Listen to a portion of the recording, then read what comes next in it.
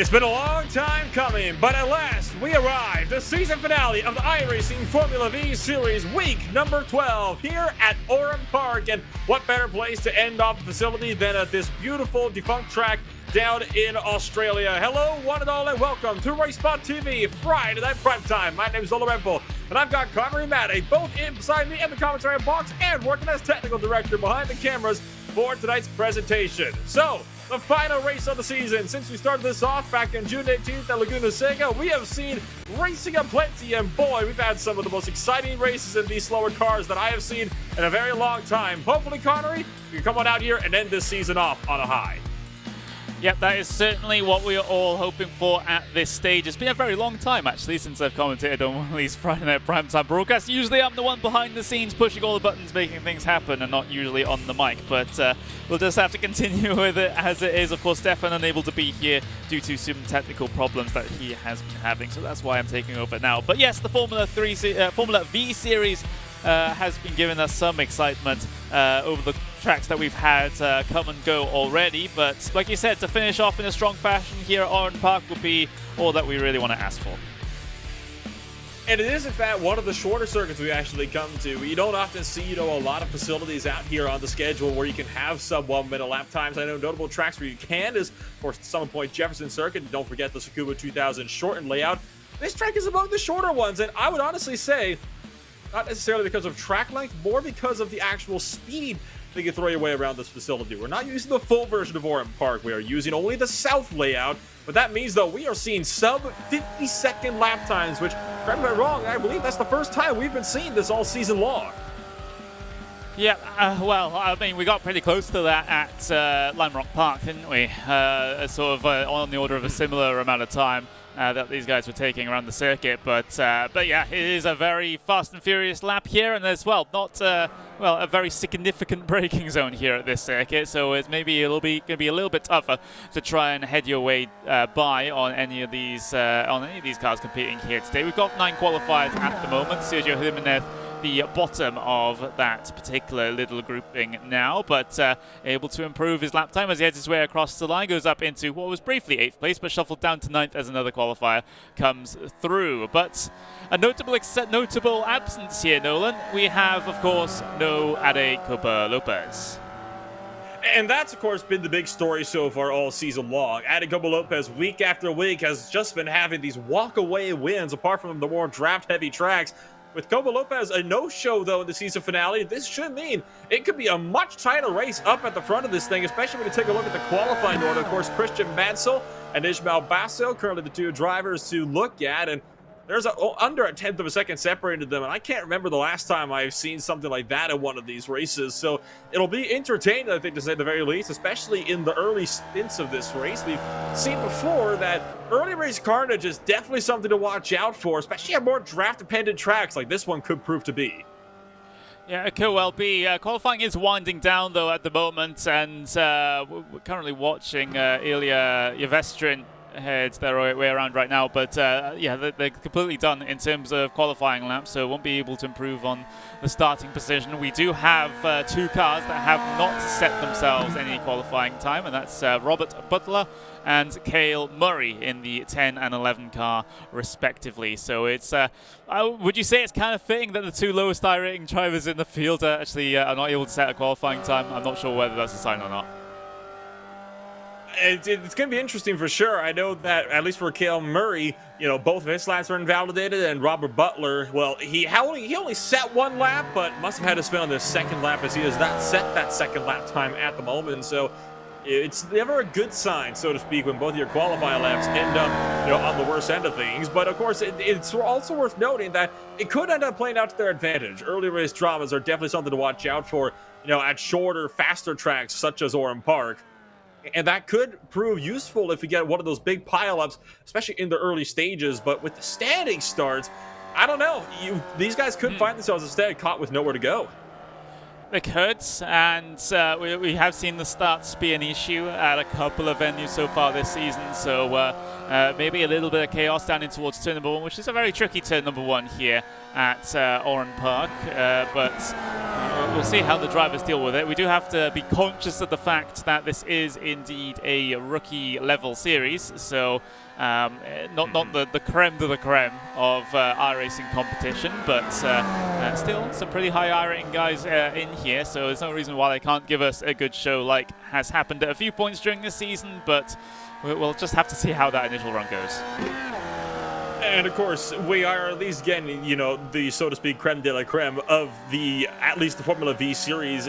It's been a regular occurrence to have, you know, over 120 drivers registering every single week to run in the series. And we only see the top 12 with the highest iRating getting to run with us. Very few drivers ever actually with their rookie licenses still. In fact, seen over the course of this season, a lot of C, B, and A-class drivers coming on down here to race in some of the grassroots machines as you watch Yevstrin going a little bit off course. So you never know. It's always one of those kinds of a toss-up series. You could be in for a good race, all at the times it could be like the Ultimate Park Island race, where you end up having a lot of drivers eliminated in the early stages.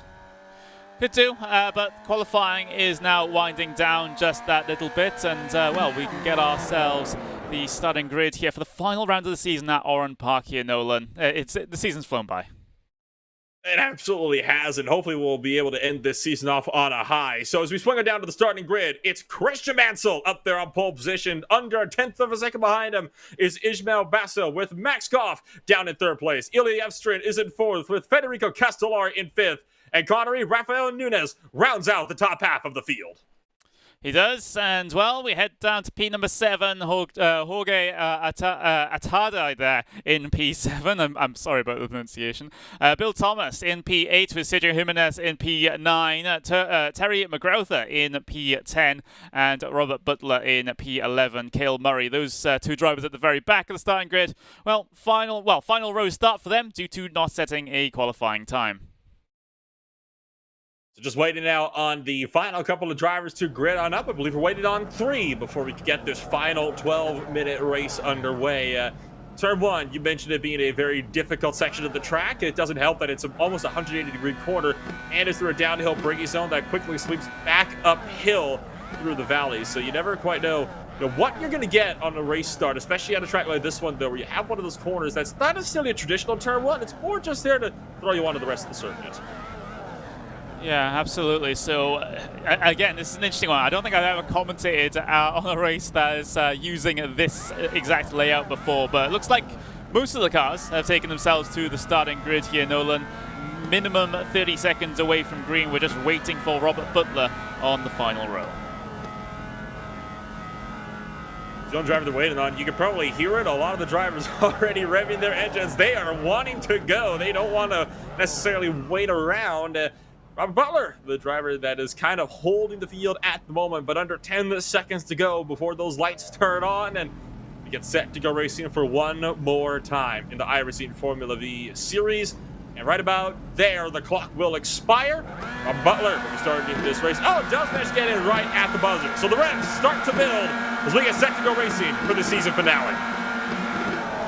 Lights out, we're underway. It's going to get away from Christian Mansell with Ismael Mansell trying to follow suit. Already Mansell's going to be blocked off in some corner already for the race lead. And the sprint down towards turn number 1. Mansell will try to fight this one the long way around turn 1 with Mansell. Hold to the inside line and around the outside goes Mansell, but not fast enough to be able to take the lead.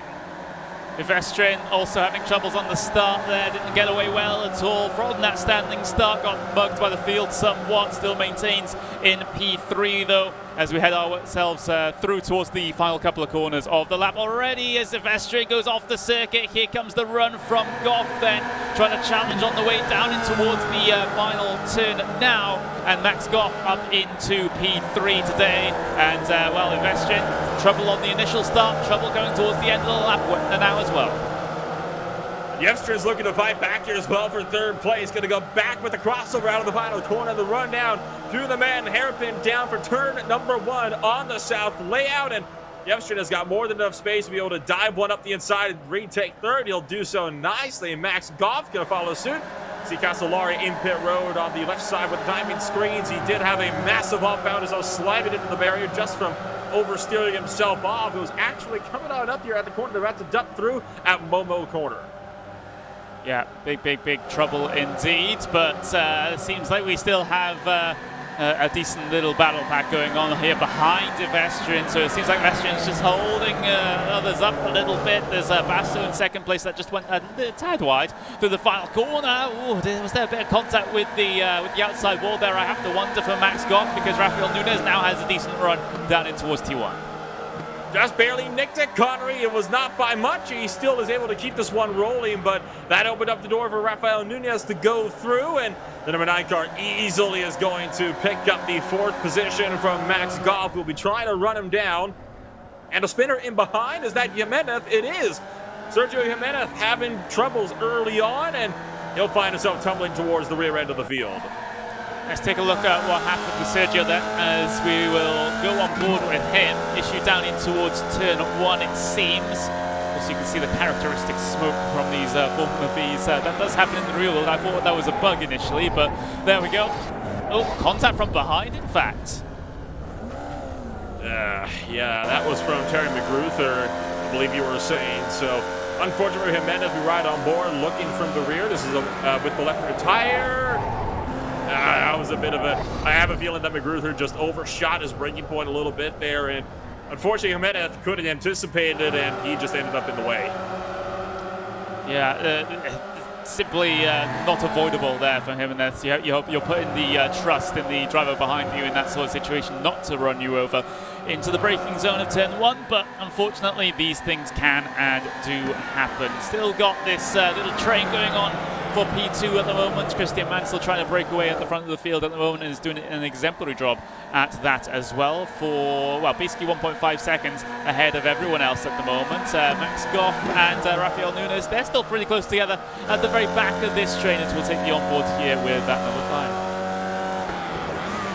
On the left, you saw one car coming out of pit road. McGruther leaves pit road, back out on course, but we continue to ride on board with Max Goff as he tries to run down Rafael Nunes for that 4th position. Nunes returns, if he can catch the Ilya Yevstrin, who has a bit of a close encounter with the grass on the left-hand side as they ducked and sweep their way through Foster's dip, but they managed to keep that one steady, and that's a good thing, too. We've seen it before, Connery, but these cars gave them even 2 tires into the grass. They have a tendency to be facing backwards really, really quickly.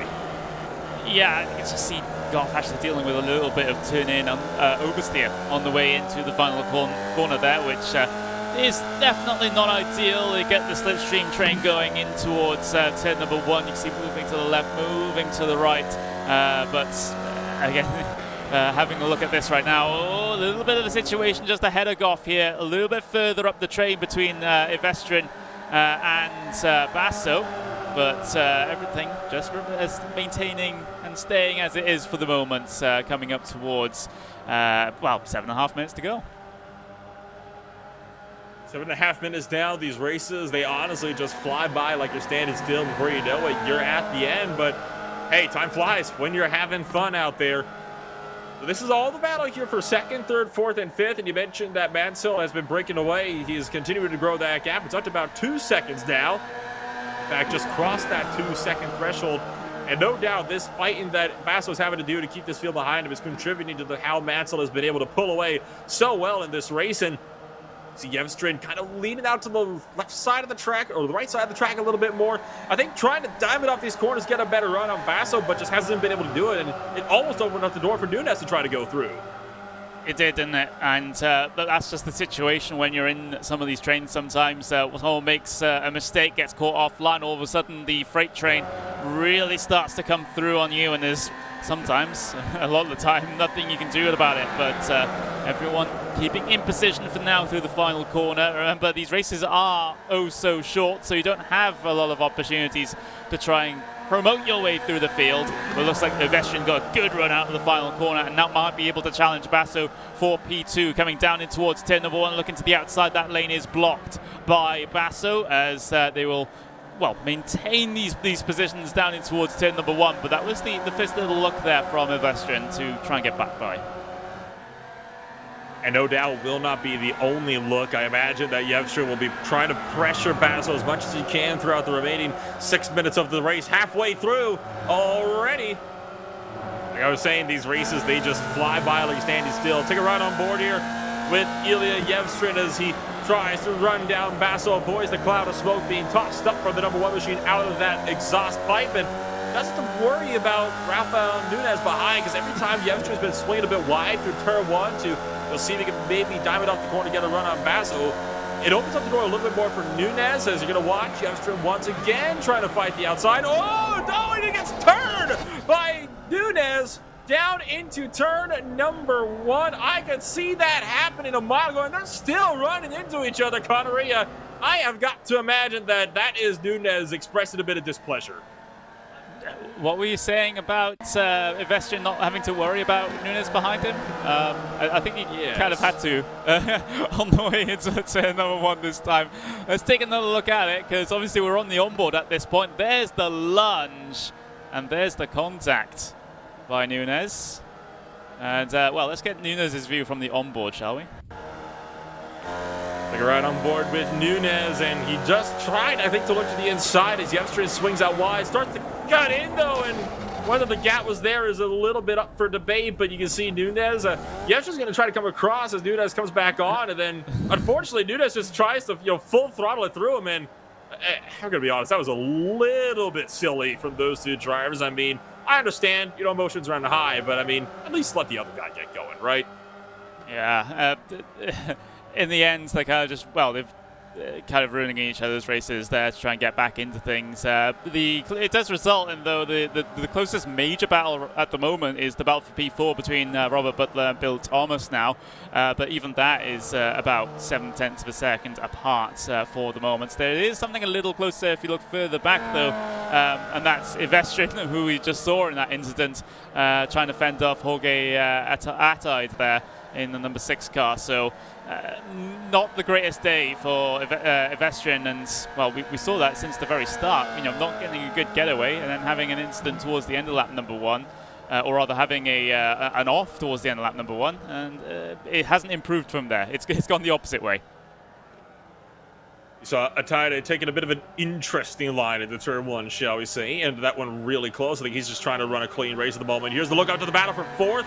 Robert Butler, how about Robert Butler? He's been having a great day so far. Didn't qualify all the way down to the 11th place is where he started. And every spot he's made up to because people in front have crashed, just trying to race a bit too hard and push a bit too hard, trying to pick up more positions. So he has basically been given a free ticket up into the top 5. And if he can fend off Bill Thomas, he should easily be able to come away with at least a 4th place finish here. Looks like Thomas is going to give him a run for his money, though, looking to the left. And that's going to force Robert Butler on the defensive, but he swings a bit wide to the middle of the corner.